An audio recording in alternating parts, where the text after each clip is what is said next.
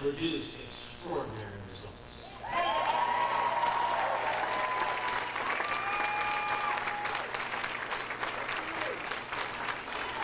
Please say a word about Governor Jeb Bush, a man who had a terrific record as governor of the state of Florida, who brought job creation and education innovation to the people of Florida. A man who ran a campaign based on ideas, based on policy, based on substance. A man who didn't go to the gutter and engage in insults and attacks.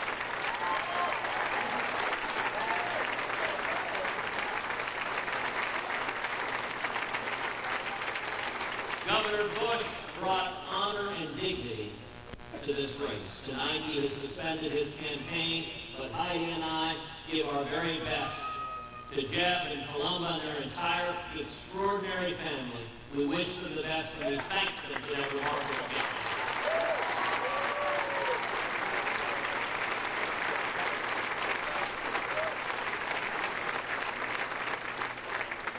I want to thank our tremendous team here in South Carolina, Congressman Jeff Duncan,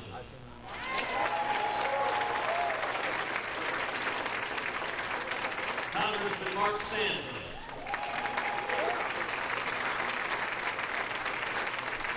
the former Attorney General Charles Condon,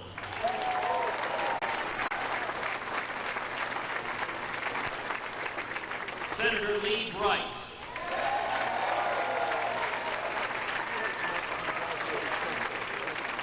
and Representatives Bill Chumley and Wendy Nanny and Gary Smith and Mike Burns and Jay Jordan.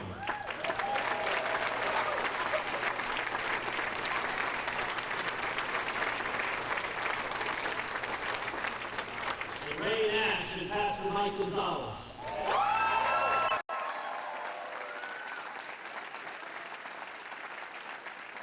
And heroic volunteers like David Helmer and David Aguilar and Sean and Kay Meyer and all 7 of their terrific kids.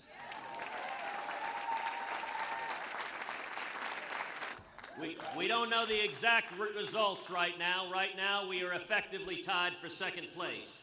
But each time defying expectations and causing the pundits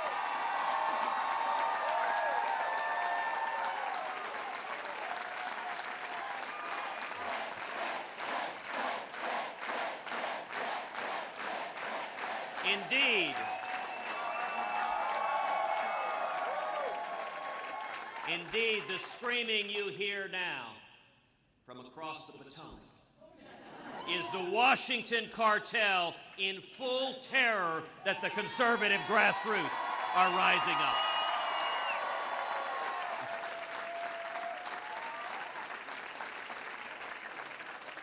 But before we reflect on what we have together accomplished, I'd like to pause for a moment of silence in honor of a great man, an American hero, Justice Antonin Scalia.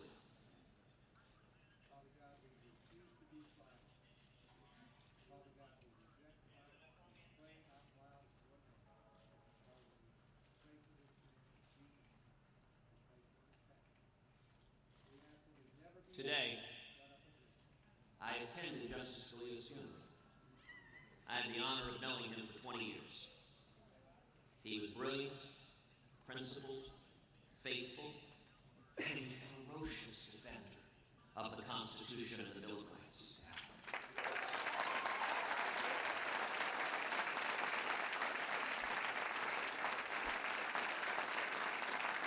As Ronald Reagan was to the presidency, so too was Justice Scalia to the U.S. Supreme Court.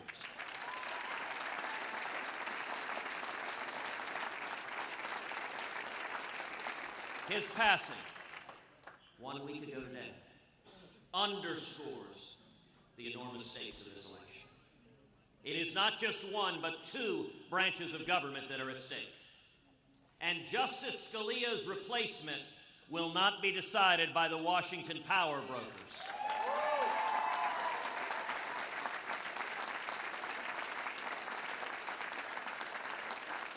It will be decided by we, the people.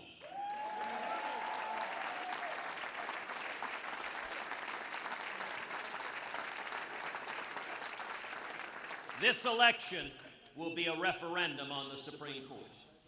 And I'll tell you this, I cannot wait to stand on that debate stage with Hillary Clinton or Bernie Sanders or whatever other socialist they nominate.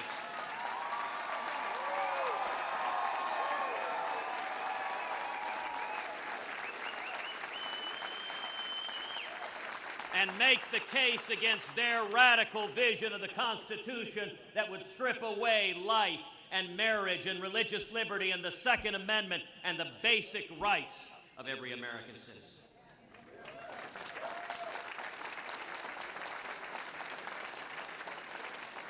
In Iowa, they said it couldn't be done, and we won.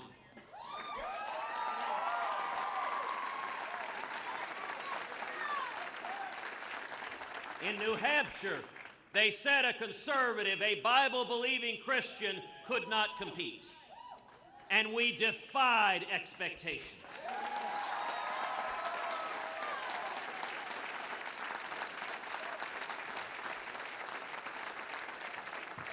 And tonight, despite millions and millions of dollars of false and nasty attacks, despite the entirety of the political establishment coming together against us, South Carolina has given us another remarkable result.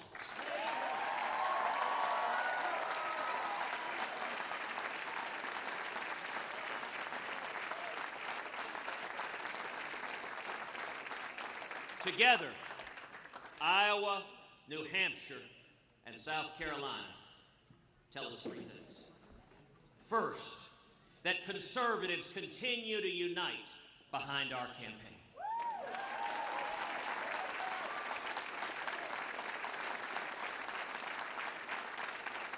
If you are a conservative, this is where you belong, because only one strong conservative is in a position to win this race.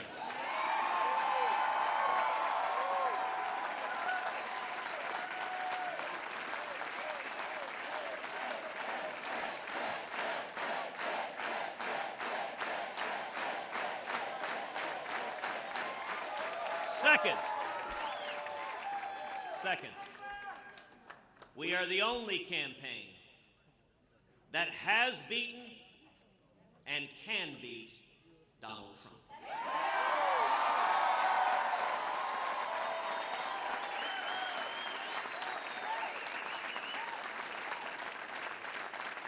That's why Donald relentlessly attacks us and ignores all the other candidates.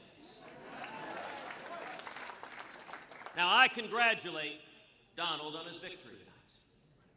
But I will say this to the people of America. If you don't believe that Donald Trump is the best candidate to run against Hillary Clinton in November, if you believe we need a strong contrast with the Democrats,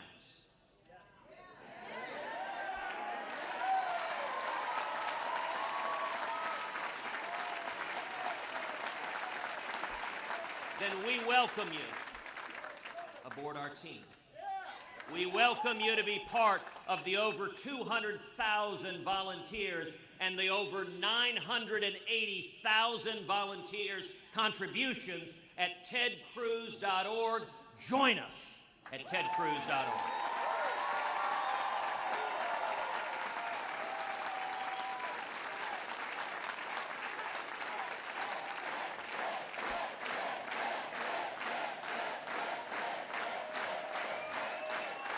And the third lesson of Iowa, New Hampshire, and South Carolina is that only one candidate remaining has a consistent conservative record. Other candidates engage in nonstop personal attacks. We have not, and we will not respond in kind.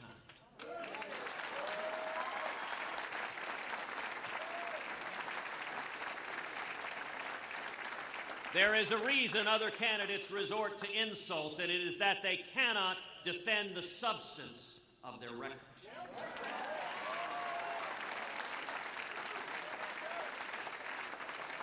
There is only one candidate who has led the fight against amnesty.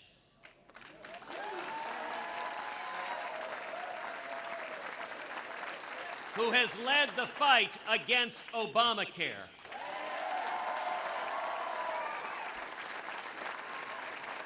who has led the fight to defend life and marriage and religious liberty,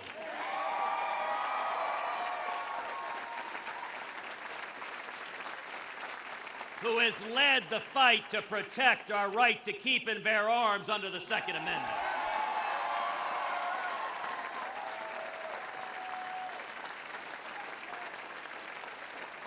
who will fight to pass a simple flat tax and abolish the IRS.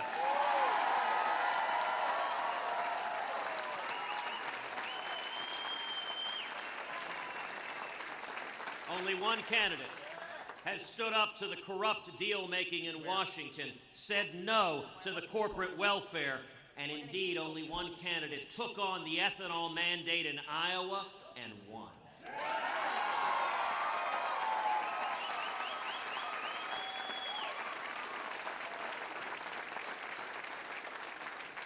As president, I will rebuild our military. Stand unequivocally with the nation of Israel.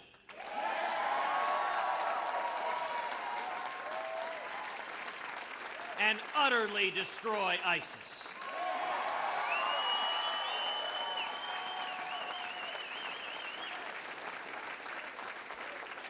Together, we will secure the borders and keep America safe.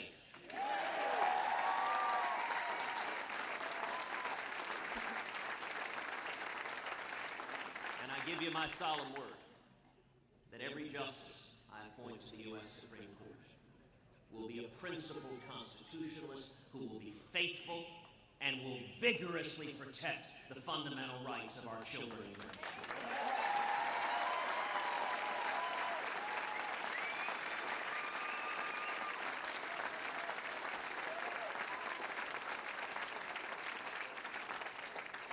When I look at our young daughters, Caroline and Kathy, I know that I will fight with every breath in my body to ensure that they enjoy the same fundamental liberties that all of us have been blessed to inherit.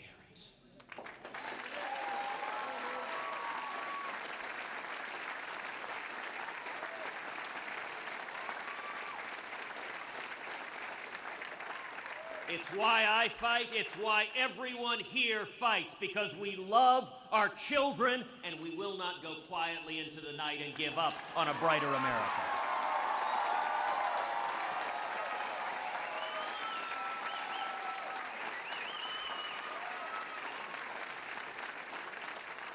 And now the race turns to Nevada and to Super Tuesday and the so-called SEC primary. And Iowa, New Hampshire, and South Carolina have given the voters a clear, defined choice. You can go with Washington deal makers, or we can stand together with a proven, consistent, constitutional conservative and bring back morning in America.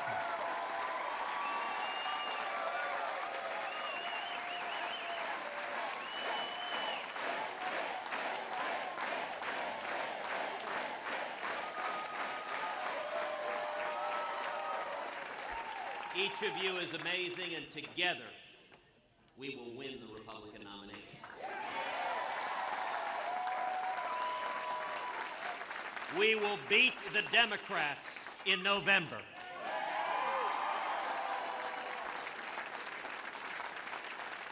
And we will restore this last best hope of mankind, that is the United States of America. Thank you, and God bless you.